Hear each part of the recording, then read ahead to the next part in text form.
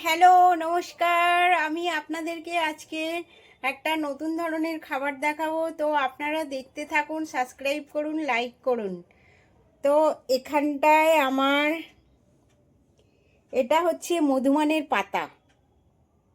এটা এটা মধুমানের পাতা, কচু পাতা না, মধুমান পাতা। তো মধুমানের পাতাতে আমি আমার এখানে চিংড়ির মুন্ডু কেটে রেখেছি, প্রন এটা। এখানে সর্ষে, কাঁচা লঙ্কা আর রসুন বেটে রেখেছি, আর এখানে নুন আছে, আর আমার লাগবে সর্ষের তেল। তো আমি এখানটায় চিংড়ি মাছটা দিয়ে দিলাম কচু পাতার মধ্যে আমি দিয়ে দিলাম চিংড়ি মাছটা। তারপরে আমি কাঁচা লঙ্কা দিলাম এর মধ্যে।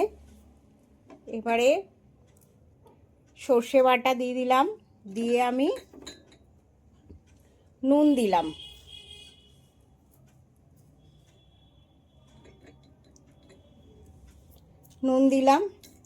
আর এর মধ্যে মেশাবো সর্ষের তেল, অল্প একটুখানি। তো আমি সর্ষের তেল দিচ্ছি।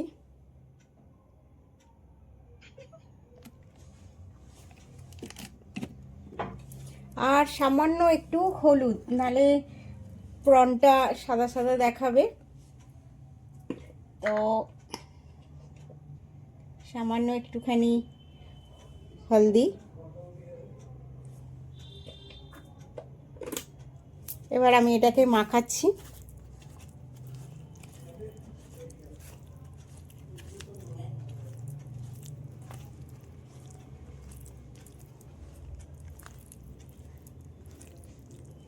তো আমার এটা মাখানো হয়ে গেছে।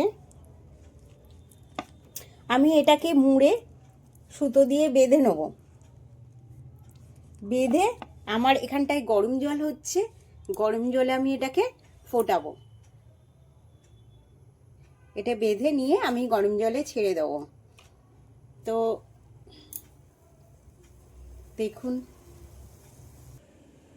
আমার এটা বাঁধা হয়ে গেছে, ওদিকে আমার জল ফুটছে। তো আমি এটা ছেড়ে দিচ্ছি।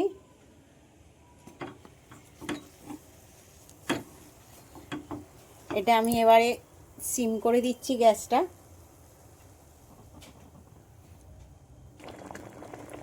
আমার একদিকটা সিদ্ধ হয়ে গেছে, তো আমি এটাকে উল্টে দিচ্ছি।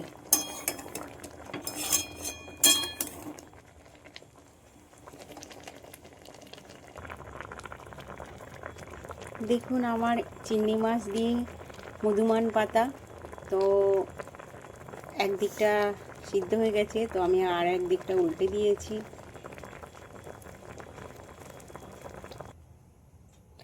দেখুন আমার এখানটায় সিদ্ধ হয়ে গেছে, আর আমি এখানটায় চাটুতে তেল দিয়ে দিয়েছি, সর্ষের তেল। তো এটা আমি জলটা, যদি জল থাকে সেই জন্যে আমি চাটুতে শিখে নিচ্ছি এটাকে।